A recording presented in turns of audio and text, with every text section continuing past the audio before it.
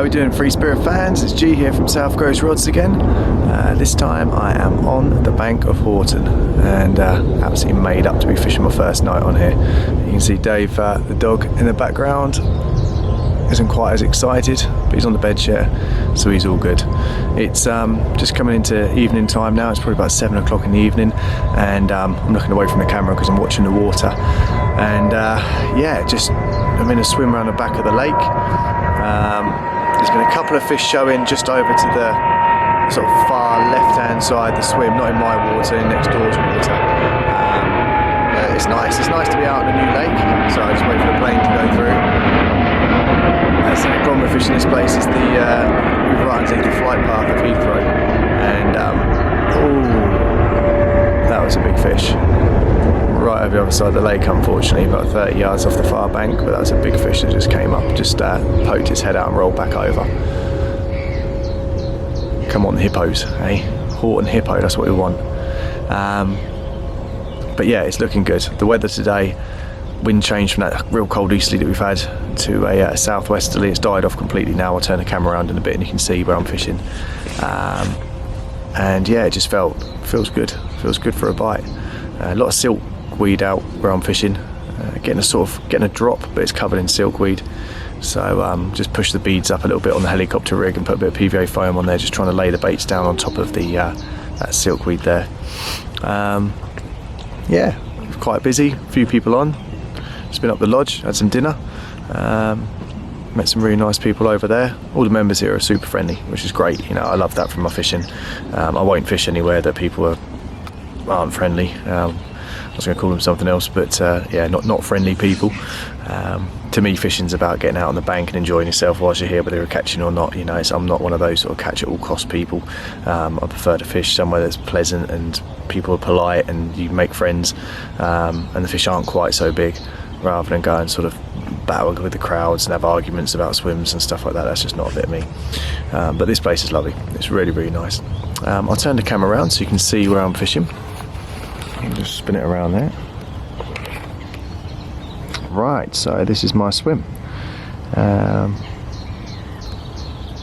sort of out past where that coot is, although on the screen that coot looks quite a long way out. That coot's only about 25 yards out, something like that. About a third of the way across the lakes where I've found some spots.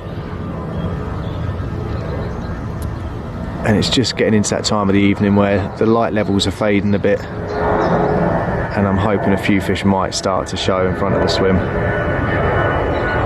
That looks off down to the far end of the lake, just around the corner. And the lodge is, let's bring it over, there's the lodge, you can see it if I'm going to put my hand in, there's the lodge there, and the plateau is sort of around this area here over the far side. I've probably got my baits positioned sort of there and there, something like that. I'm hoping that fish will come down this side of the lake and sort of have a little swim around early hours of the morning. So there you go. Right, first evening on Horton Church Lake. You can see there I've got my little 10-foot highest bank creepers. I might step those up to some beefier rods when the weed comes up. At the moment they're perfect for this. And the beautiful thing about it is when the weather gets a bit warmer, I can use those rods for floater fishing as well. I don't have to go back to the car and get extra kit and stuff. I can literally fish with the whatever I want to do. I can fish on the bottom, I can floater fish, I can zig fish, I can do whatever I want with these rods. Yeah, so there we go, people. Right, I'll report back in the morning probably, or during the night if I manage to bag one during the night.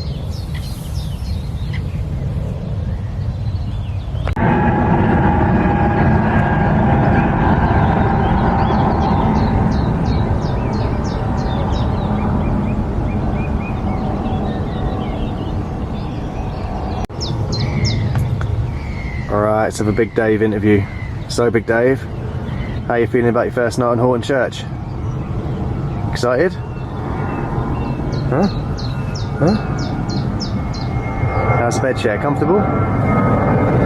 This, people, is what I have to put up with when I go fishing.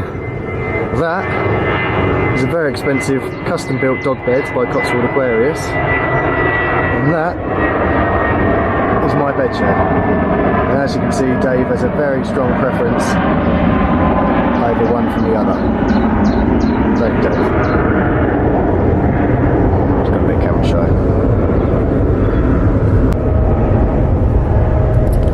But we're just going into the first night. And it feels pretty good, to be honest. The rods are out.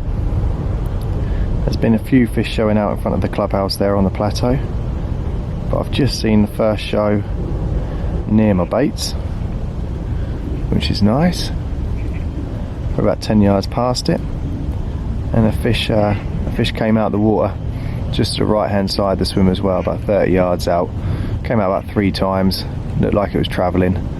It was sort of like probably moved about 15 yards just in the 3 shows that it did, so it's not feeding shows at all. So you know, it's not worth putting a rod on that spot, I don't think, but it's worth making a mental note of where it showed.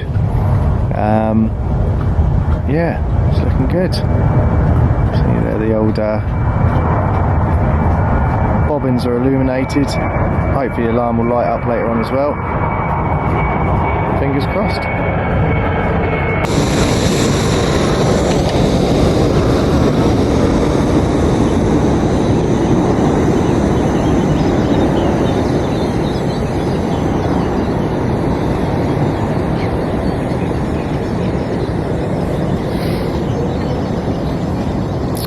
Everyone, well, it's about 6 o'clock in the morning. Nothing last night. I was up sort of quite often throughout the night. It was actually got a lot colder than I thought it was going to. And oh, there's a fish. Don't know if you can pick up on that. Oh, over the other side in that bay there, fish just came out. And this is the joys of fishing Horton. If you've got anyone that's going away on holiday or coming back from holiday, may well be on that.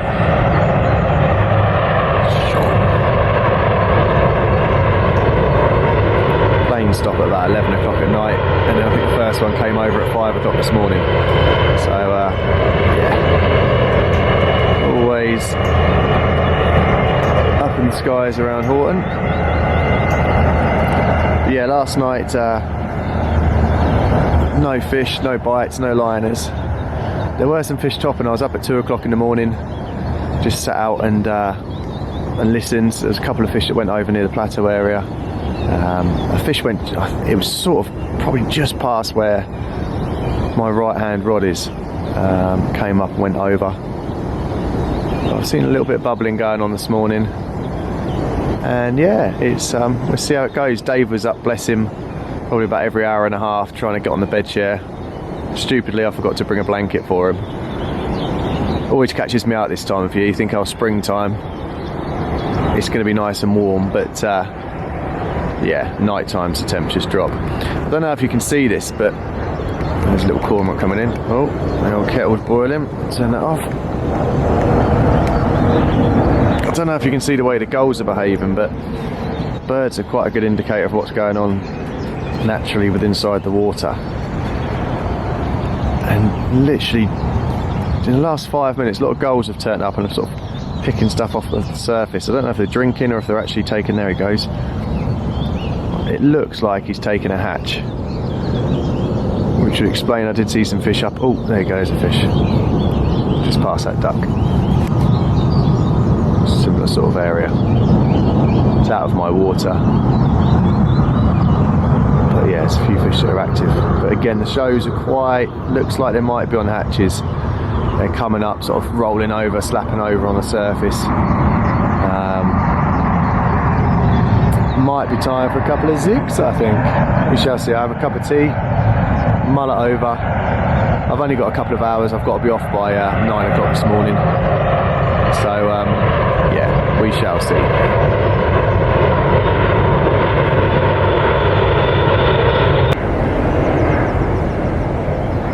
Well, the sun's coming up. It's a beautiful morning. It's about 7:30 now. Dave is actually up and about. check that out. It's training top. Trying to get him obedient, aren't I, Dave? And yeah, there's a swim there. To be honest, I'm not feeling overly confident, if I've got to be honest with you. The fish seem to be really spread out around the lake. There doesn't seem to be one sort of pocket of fish. They seem to be sort of like just cleaning themselves at different points around the lake. And the fish that I have seen haven't really been sort of feeding shows. There's not been fish showing and then going down and bubbling up and stuff. I think it's a little bit early. In hindsight, maybe I should have had the zigs on, I think. But I'm going to sit it out. I've got another sort of hour and a half, something like that. I'm going to shoot off at 9 o'clock this morning. And yeah, we'll see what happens. Right, fingers crossed. Well, we've come to the end of my first session on Horton Church Lake. You can see behind me, beautiful day, absolutely glorious sunny spring day. Difficult session, to be honest. I don't think the fish were having it anywhere on the lake. So planes are going over, you might find it hard to hear me, but it was nice to be out in the lake. I've got an hour and a half drive now to get back home. That's the sort of commitment I'm trying to put into this, you know, an hour and a half drive here, hour and a half drive back to do quick overnighters, but you know, hopefully get a fish on the bank. But I knew it was going to be hard. Didn't expect to catch the first session or probably the first 10 sessions, to be honest, but the idea of this blog is to it's just to try and sort of document what actually goes on in our crazy carp anglers' minds when you're trying to target a big fish. You know, it's not all just turn up at a lake, chuck the rods out, catch a big fish, happy days. You've got to put effort in, as in anything in life, and that's what I'll be doing this year up here on Church Lake. So sorry there's no big fish. Hopefully there'll be some big fish coming soon, and yeah, I'm off to work, so catch you guys later. Take it easy.